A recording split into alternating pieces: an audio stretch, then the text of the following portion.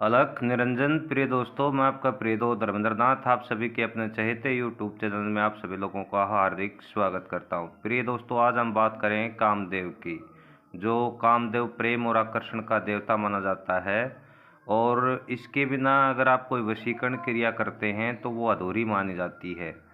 कामदेव और रति का दोनों का मंत्र बहुत से प्राचीन काल में रति और कामदेव का जो मंत्र है इसको नर्तकियां और वेश्याओं तक इसको पुरुषों को अपने अधीन बनाने के लिए इन मंत्रों का प्रयोग किया जाता था, जो हम आप लोगों को बता रहे हैं। इसके साथ में ही रति और कामदेव के जो विभिन्न जो पूर्ण रूप से उसका ज्ञान है वो इस वीडियो में दिया जाएगा। इस वीडियो को आप अंत तक ज़रूर देखें।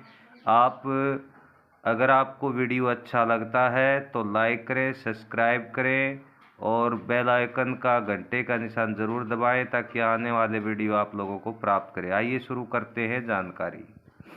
प्रिय दोस्तों, हिंदू धर्म ग्रंथों में जिस तरह कामदेव है उसी तरह पश्चिम देशों में क्यूपिड और यूनानी देशों में इरोस को प्रेम का प्रतीक माना जाता है। कामदेव को हिंदू धर्म ग्रंथों में प्रेम और आकर्षण का देवता कहा जाता है।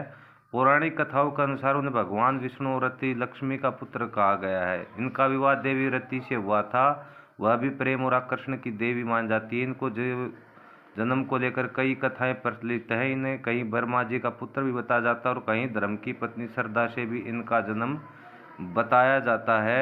ऐसी मान्यताओं के अनुसार आप जान सकते हैं ब्रह्मा जी की दुहाई लगा करके आप कामदेव को भी प्रभावित कर सकते हैं।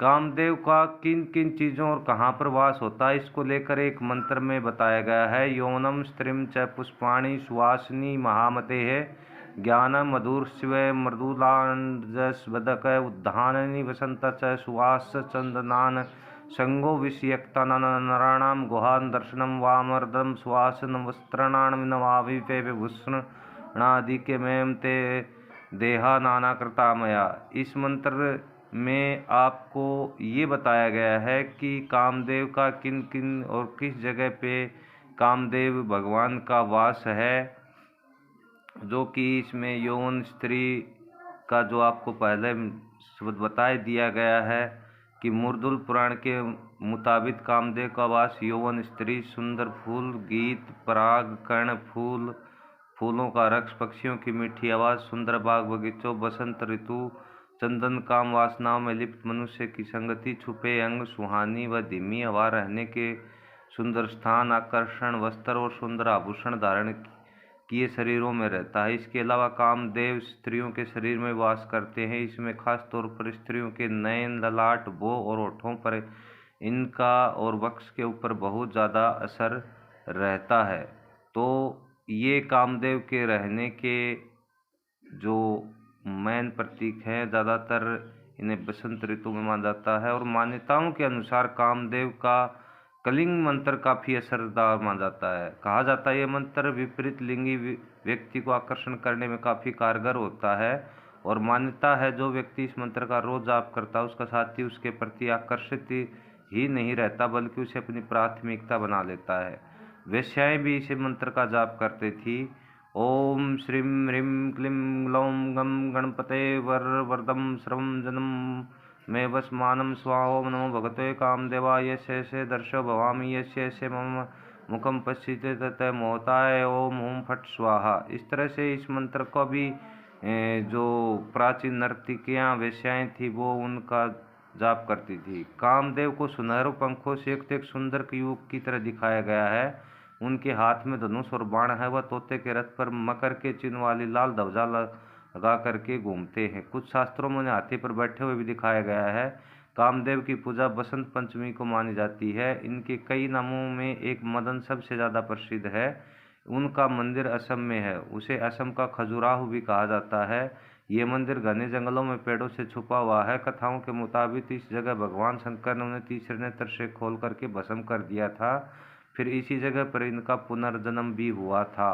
फिर दोस्तों इस कारण आप यहाँ पे लगा सकते हैं कि असम का जो खजुराहो है वहाँ पर मदन रूप में और रति के रूप में वहाँ पे मंदिर स्थापित है। ब्रह्मा जी प्रजावृद्धि के लिए ध्यान कर रहे थे, उसी समय उनके अंश से तेजस्वी पुत्र काम पैदा हुए। इसके बाद ब्रह्मा जी ने कामदेव से कहा कि मैंने सृष्टि उत्पन्न करने के लिए प्रजापतियों को पैदा किया है, लेकिन वे सृष्टि रचना करने में सक्षम नहीं हुए हैं, इसलिए मैं तुम्हें इस काम को पूरा करने की आज्ञा देता हूँ।